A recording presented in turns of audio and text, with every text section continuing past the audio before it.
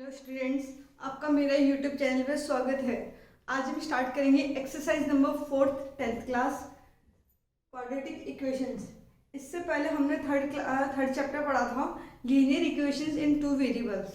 ठीक है, आपको फटाफट बता देती हूँ लीनियर क्या होता है। लीनियर वो होता है जिसकी पावर होती है 1। ठीक है, अब अपन पढ़ेंगे क्वाड्रेटिक जिसकी पावर होती है 2। ठीक है, और जितनी पावर होती है उतनी उसके सॉल्यूशंस होते हैं। ठीक है, अब यहाँ पे पावर कितनी है 2, तो हर क्वाड्रेटिक इक्वेशन से 2x² plus x plus 4 is equal to 0। ये है quadratic equations in one variable. Quadratic equations आपको वन वेरिएबल की ही मिलेगी इस पूरे चैप्टर में। ठीक है, तो देखो यहाँ पे वेरिएबल x है जिसकी मैक्सिमम पावर कितनी है 2 है, तो इसके कितने रूट्स होंगे। Roots means zeros. आप जीरोज भी वर्ड काम में ले सकते हैं, रूट्स भी काम में ले सकते हैं। रूट्स या जीरोज या value of x, value of variables. ठीक है, वो होंगी इसकी वैल्यू। रूट्स होंगे इसमें हमेशा 2। अगर इसकी पावर 4 होती तो रूट्स कितने होते हैं 4। ठीक है, जितनी पावर होती है उतने ही उसके रूट्स होते हैं, उतने ही उसके जीरोज होते हैं। ठीक है, चलिए अब इस चैप्टर में अपन को क्या क्या पढ़ना है। 4.1 एक्सरसाइज में सिर्फ आपको ये पता करके बताना है कि ये क्वाड्रेटिक इक्वेशंस है या नहीं है। एग्जाम में ऐसा कोई क्वेश्चंस नहीं आता है, लेकिन बेसिक आना चाहिए आपको। ठीक है, फिर पढ़ेंगे एक्सरसाइज नंबर 4.2। इसके अंदर आपको रूट्स फाइंड करने हैं बाय मेथड फैक्टराइजेशन। इसमें total 3 methods only. Linear equations में कितने मेथड थे, graphically method, substitution method, elimination method, cross multiplication method. ठीक है, 4 मेथड्स है। यहाँ पे कितने मेथड्स है, ओनली 3 मेथड्स है। फर्स्ट है फैक्टराइजेशन, सेकंड है कंप्लीटिंग द स्क्वायर और थर्ड है क्वाड्रेटिक फॉर्मूला। ठीक है, अगर आपको नेम आता है, बाय नेम देगा तो ये नेम आएगा कि इस मेथड से सोल्व करो। इस मेथड का कभी नेम नहीं आता है और ये बहुत ईजी मेथड है क्वाड्रेटिक फॉर्मूला। ये सिर्फ एक फॉर्मूला, वैल्यू पुट करेंगे आंसर आ जाता है। तो अगर मेथड का नेम आता है तो आपको इन्हीं से करना, नहीं आता तो आप इससे इजिली कर सकते हो। ठीक है, तो 4.2 एक्सरसाइज में हम ये वाला मेथड समझेंगे, 4.3 एक्सरसाइज में हम ये वाला मेथड समझेंगे और 4.4 एक्सरसाइज में हम ये वाला मेथड काम में लेंगे। इसके अलावा हम रूट्स, नेचर ऑफ रूट्स भी पढ़ेंगे कि आपके जो रूट्स है उसका नेचर क्या है। नेचर का मीन्स होता है कि वो किस टाइप के, जैसे कि आपको पता है कि यहाँ पे 2 रूट्स निकलेंगे क्योंकि चैप्टर का नाम क्या है क्वाड्रेटिक, तो रूट्स कितने होंगे 2। अब 2 रूट्स का मतलब होता है एक्स की 2 वैल्यूज। एक्स की कितनी वैल्यूज होगी 2। अब वो वैल्यू कैसी हो सकती है, वही उसका नेचर है। वो वैल्यू इक्वल भी हो सकती है, वो वैल्यू नॉट इक्वल भी हो सकती है और वो वैल्यू इमेजिनरी भी हो सकती है। इमेजिनरी मतलब जो आप जिसको आप नंबर लाइन पे शो नहीं कर सकते हैं, जैसे माइनस का √3। ठीक है, इनको बोलते हैं इमेजिनरी नंबर। तो नेचर ऑफ रूट्स कितने होंगे, 3 टाइप्स के नेचर्स होते हैं, वो आपको पता करना है, वो अपन बाद में देख लेंगे। ठीक है, पहले रूट्स निकालना सीखेंगे इन 2 मेथड से। ठीक है, चलो सबसे पहले स्टार्ट करते हैं factorisation method. Question number first read करते हैं। Find the roots of the following quadratic equations by factorisation method. Factorisation, देखो फैक्टर्स का मतलब क्या होता है। फैक्टर्स का मतलब होता है फैक्टर फॉर्म। जैसे कि आपको पता है इक्वेशन में इक्वल आएगा तो आपको जो कोई सा भी साइड है LHS या RHS वो फैक्टर की फॉर्म में आ जाना चाहिए। जैसे कि a+b, a-b, कुछ भी हो, ये फैक्टर्स बोलते हैं जहाँ कोष्टक ब्रैकेट होता है, जिसको ब्रैकेट के अंदर लेते हैं वो उसको बोलते हैं फैक्टर्स। जैसे x इजिकल टू 1, ये तो एक वैल्यू है, x की वैल्यू 1 है, ये तो ओनली वैल्यू है, आंसर है, और मैं लिख दूँ x - 1 इजिकल टू 0, तो ये आपका फैक्टर हो जाता है। जीरोज से फैक्टर निकालना इजी होता है, फैक्टर से जीरोज निकालना इजी होता है। ये रूट्स बोल सकते हैं कि रूट से जीरोज निकालना, रूट से फैक्टर निकालो या फैक्टर से रूट्स निकालो, बहुत इजी होता है। इतना सा डिफरेंस होता है। इसको बोलते हैं रूट्स, ये बोलते हैं फैक्टर, इसको बोलते हैं फैक्टर फॉर्म। ठीक है, जहाँ ब्रैकेट होता है वैल्यू उसके अंदर होती है। चलिए अब अपन इसको सॉल्व करते हैं। x² - 3x - 10, ये आप पहले भी कर चुके हैं, ऐसा कुछ भी नहीं है, आप ये 6th-7th क्लास में आ जाता है फैक्टराइजेशन मेथड। ठीक है, इसके अंदर क्या करते हैं इजिकल टू 0। ठीक है, अब 3 वैल्यूज को फैक्टर फॉर्म में निकालना है। फैक्टर फॉर्म मतलब ब्रैकेट फॉर्म में। ठीक है, अब सबसे पहले देखो कि अगर टोटल 4 टर्म्स होती तो ज़्यादा अच्छा रहता है, 2 2 के पेयर बन जाते। तो सबसे इम्पोर्टेंट काम है कि मिडिल टर्म को क्या करना है, स्प्लिट करना है, मिडिल टर्म का स्प्लिटिंग करना है। आपने पहले पढ़ा होगा मिडिल टर्म स्प्लिटिंग, ठीक है, वही चीज़ इसके अंदर। अब ये कैसे करते हैं, बहुत बच्चे कंफ्यूज होते हैं, विद साइन को लेकर भी कंफ्यूज होते हैं, तो बहुत इजीली क्लियर कर देते हुए। जो क्वाड्रेटिक इक्वेशंस होता है उसका स्टैंडर्ड फॉर्म होता है ax² + bx + c = 0, ये इसका स्टैंडर्ड फॉर्म होता है। मैं आपको थोड़ा याद दिला देती हूँ, लीनियर इक्वेशंस इन 2 वेरिएबल्स, उसका स्टैंडर्ड फॉर्म होता था ax + bx + c = 0। वहाँ पे 2 वेरिएबल्स ax + by, वहाँ 2 वेरिएबल होते थे x और y। यहाँ पे एक ही वेरिएबल है, उसकी मैक्सिमम पावर कितनी है, 2। वहाँ c का मतलब कांस्टेंट था, यहाँ पे c का मतलब कांस्टेंट है। यहाँ वहाँ a का मतलब कोफिशिएंट ऑफ x था, यहाँ कोफिशिएंट ऑफ x² है। b का मतलब वहाँ पे कोफिशिएंट ऑफ y था, यहाँ पे b का मतलब कोफिशिएंट ऑफ x। तो आपको स्टैंडर्ड फॉर्म याद होने चाहिए, बहुत ईजी है, बनाना भी आना चाहिए आपको, आप इसको ईजिली बना भी सकते हैं। चलिए अब इसमें क्या होता है, देखो अब देखो आपको ABC पता करना है सबसे पहले। तो आप बोलेंगे a की वैल्यू तो यहाँ पे 1 है, b की वैल्यू यहाँ पे -3 है, और c की वैल्यू -10 है। कैसे पता किया, यहाँ जो कोफिशिएंट होता है वो a, ये जो कोफिशिएंट है वो b, और ये जो कांस्टेंट टर्म है वो c, ABC, ठीक है। अब इसमें क्या होता है, AC का मल्टीप्लिकेशन करते हैं सबसे पहले, AC को अलग रखते हैं और B को अलग रखते हैं। इसके लिए मिडल आपको इसको स्प्लिटिंग करना सिखा रही हूँ कैसे करते हैं। पहले AC को मल्टीप्लाई करते हैं, AC को मल्टीप्लाई करने का मतलब होता है 1 × -10, ये हो गया आपका -10, और B की वैल्यू कितनी है, -3, ठीक है। अब आपको स्प्लिट तो इसको करना है, देखना है इसको सबसे पहले करना है इसको है, बट देखना है इसको कैसे देखते हैं कि ऐसी 2 टर्म्स, ऐसी 2 वैल्यू हो जिसका मल्टीप्लिकेशन 10 हो, तो आप फटाफट देखो कि 10 किस किस के टेबल में आता है। तो देखो इससे सबसे पहले 1 1 जा करती हूँ, तो 1 की अगर मैं टेबल बोलूँ तो 1 10 जा 10 होता है। सेकंड अगर मैं 2 की टेबल बोलूँ तो 2 5 जा 10 होता है। 3 में नहीं आता, 4 में नहीं आता, फिर वापस से किस में आता है, 5 में आता है। तो बात एक ही हो गई। तो यानी कि 2 पेयर्स बनते हैं 10 लाने के लिए, 2 पेयर्स बनते हैं 10 लाने के लिए। अब इन पेयर में देखो कि 3 कब आ सकता है कि प्लस माइनस करने पे 3 आना चाहिए। अब देखो 10 में आप 1 प्लस करोगे तो 11 हो जाएगा, 10 में 1 माइनस करोगे तो 9 हो जाएगा। तो यानी कि 9 से लेके 11 तक की इसकी रेंज हो गई। और इसकी रेंज देखो, माइनस करते हैं तो 3 आएगा, प्लस करते हैं तो 7 आएगा। तो बताओ आपको ये चाहिए, ये चाहिए, ये चाहिए, ये चाहिए, ये चाहिए, बिल्कुल अपने को 3 चाहिए। तो आपने पेयर डिसाइड कर लिए 2 और 5 का।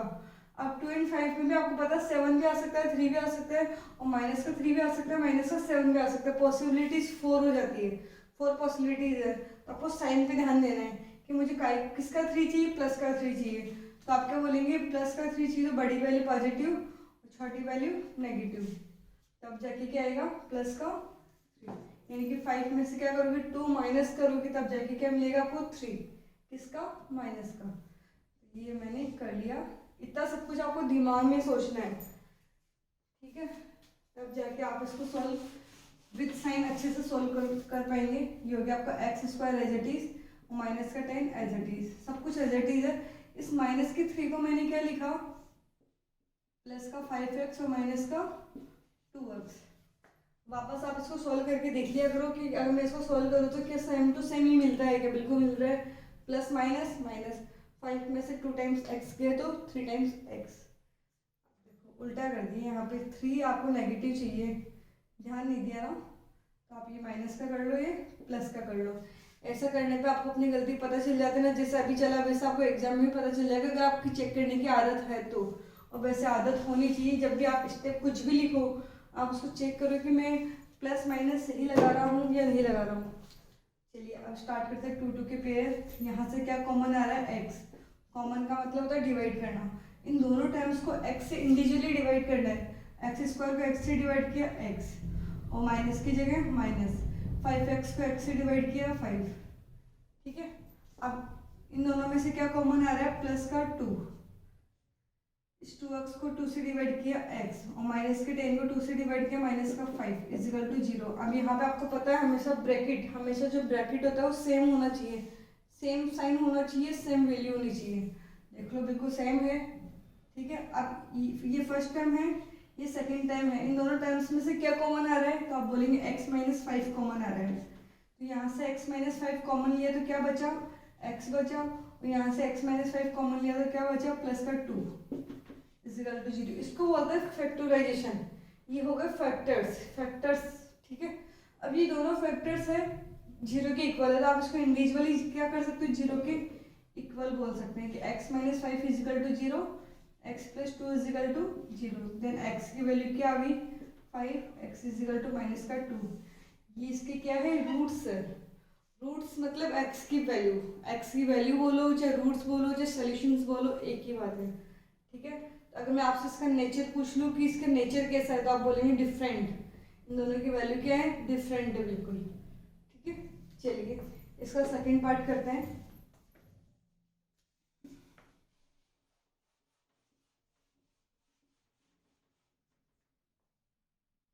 2x² plus x minus 6 is equal to 0।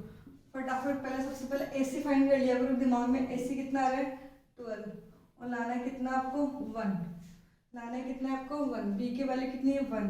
अब आप देखो कि 12 कब कब आता है, तो 1 की टेबल बोलो तो 1 12 जा 12 होता है, 2 6 जा 12 होता है और 3 4 जा 12 होता है।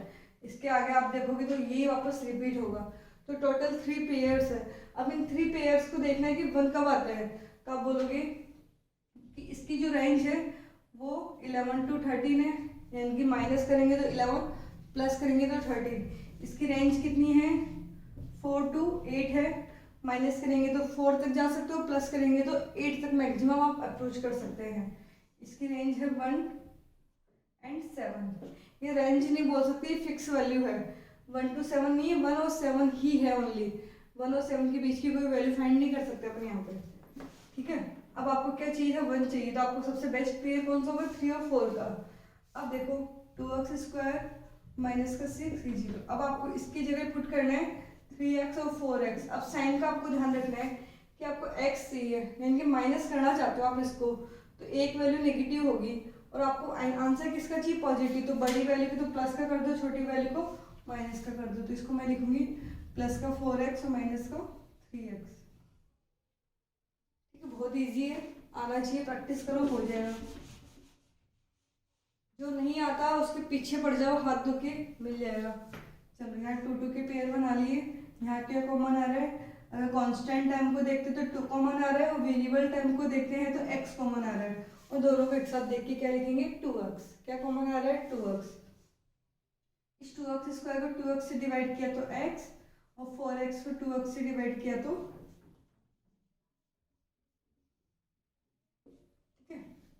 अब देखो ये ब्रैकेट पॉजिटिव है तो नेक्स्ट ब्रैकेट भी कैसा होना चाहिए पॉजिटिव। आप देखोगे कि वैल्यू तो नेगेटिव है तो आप क्या करोगे माइनस का साइन भी कॉमन लेंगे। सेकंड यहाँ 3 और 6 से तो क्या कॉमन आ रहा है 3 कॉमन आ रहा है, ठीक है। चलो आप माइनस के 3x को माइनस के 3 से डिवाइड करेंगे तो क्या बचा x, माइनस के 6 को माइनस के 3 से डिवाइड किया तो क्या हुआ प्लस का 2। अब देखो ब्रैकेट सही है, बिल्कुल सेम होने भी चाहिए और है भी। तो नेक्स्ट आगे बढ़ सकते हैं आप, यानी कि यहाँ तक आपने बिल्कुल सही करा। अगर ये चीज़ सही आ रही है तो मतलब आपने बिल्कुल सही किया है। अब क्या x प्लस 2 कॉमन आ गया तो क्या बचा 2x माइनस का 3 इजिकल टू 0। ये है फैक्टर फॉर्म, ठीक है। अभी दोनों फैक्टर्स इंडिविजुअली किसके इक्वल होंगे 0 के इक्वल है। यहाँ से x इजिकल टू माइनस का 2 आंसर आ गया, यहाँ 2x is equal to 3, then x is equal to 3/2। ये फाइनल आंसर। ये है इसके रूट्स, क्या है रूट्स। कितने रूट्स फाइंड होने थे 2, आपको पता था पहले से ही पता था, आएंगे भी ठीक। चलिए नेक्स्ट क्वेश्चन थर्ड इसका √2 x² प्लस 7x प्लस 5 √2, ठीक है। कभी अंडर रूट से डरना मत, जब डरोगे तो फिर कुछ नहीं कर पाएंगे। सबसे पहले AC देखती हूँ मैं, तो AC का मतलब होता है √2 मल्टीप्लाई 5 √2, यानी कि 5 एज इट इज रहने तो √2 कितना होता है 2, यानी कि कितना आ रहा है 10। AC की वैल्यू, AC मतलब इन दोनों का मल्टीप्लिकेशन, AC कितना है 10 और आपको लाना कितना है 7। अब ऐसे देखो कि 10 कब कब आता है, फटाफट देखो ना, 1 10 जा 2 5 जा और 7। अब इन दोनों में 7 आना चाहिए, तो 7 इसी से आएगा, 5 और 2 से 7 बनता है, तो यानी कि आपने डिसाइड कर लिया 5 और 2 इसका बेस्ट पेयर बन सकते हैं। अब साइन को अपन ध्यान देते हैं, तो 5 और 2 को आप प्लस करना चाहते हो और फाइनली आंसर भी क्या चाहिए आपको प्लस का, तो दोनों किसके हो जाएंगे पॉजिटिव, ठीक है, इसको सोल्व करके देखते हैं तो क्या आता है 7x, तो ये √2x² प्लस का 5x प्लस का 2x प्लस 5√2 = 0। ये मैंने क्या कर दी, स्प्लिट कर दिया किसको, 7x को। स्प्लिट करना आपको आना चाहिए, बहुत बहुत इंपॉर्टेंट होता है। अगर आपको ये स्टेप नहीं आते तो आप आगे कर ही नहीं सकते। आपको चाहे से आगे का कितने ही अच्छे से आता हो, लेकिन ये आना बिल्कुल कंपल्सरी है विथ साइन। साइन भी आपके बिल्कुल सही होने चाहिए, नहीं तो आंसर सेट नहीं होता है। आप इन दोनों में से कॉमन लेते हैं तो यहाँ क्या कॉमन आ रहा है, x। यहाँ x कॉमन लिया तो क्या बचा, √2x। यहाँ से x कॉमन लिया तो क्या बचा, 5। चलिए यहाँ क्या कॉमन आ रहा है, देखो क्या कॉमन आ रहा है। वैसे तो देखो दिखता है तो ऐसा है कि कुछ भी कॉमन नहीं, लेकिन देखो 2x एंड 5√2, यहाँ √2 कॉमन आ रहा है। अब आप सोचेंगे कि यार यहाँ तो है ही नहीं, बेटा कैसे नहीं है, आप पता करो। इस 2 को अपन क्या लिख सकते हैं, √2 नहीं लिख सकते क्या, लिख सकते हैं बिल्कुल। अब देखो इसको देखो क्या कॉमन है, √2 कॉमन आया नहीं आया, ठीक है। तो √2 क्या आ रहा है, कॉमन आ रहा है। तो क्या बचेगा, इसमें से √2 कॉमन लेंगे तो क्या बचा, √2x, और यहाँ से √2 कॉमन लिए तो क्या बचेगा, 5। देखो ब्रैकेट भी सेम आनी चाहिए, तो आप दिमाग लगाओ कि मुझे 5 चाहिए, यहाँ से मुझे 5 चाहिए ओनली, तो क्या कॉमन लेना पड़ेगा, √2। अगर आप इसको देख के पता नहीं कर पा रहे तो इसको देख लो कि मुझे सेकंड टाइम पे मुझे 5 चाहिए, सेकंड टाइम पे मुझे 5 चाहिए, सेकंड पोजीशन में मुझे 5 चाहिए। तो इसमें कौन सा पार्ट एक्स्ट्रा है, तो आप बोलेंगे √2। तो जो पार्ट एक्स्ट्रा है उसी को तो कॉमन लिया होगा, तो क्या कॉमन ले लिया, √2। बहुत ईजी है, आप ऐसे नहीं तो वैसे सोचा करो, पता चल जाएगा।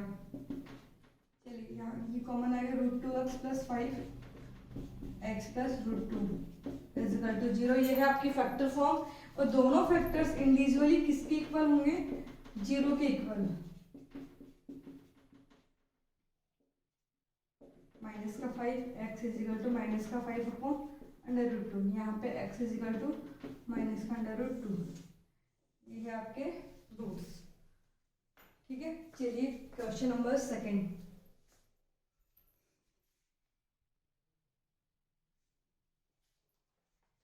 इसका सेकंड क्वेश्चन है, solve the problem given in example number 1। ठीक है, एग्जाम्पल नंबर 1 में आप जाओगे, जो क्वेश्चन आपको मिलेगा उसका सोल्यूशन आपको फाइंड करना है। ऐसे क्वेश्चन एग्जाम में नहीं आते हैं, आप चाहो तो कर सकते हो, ठीक है।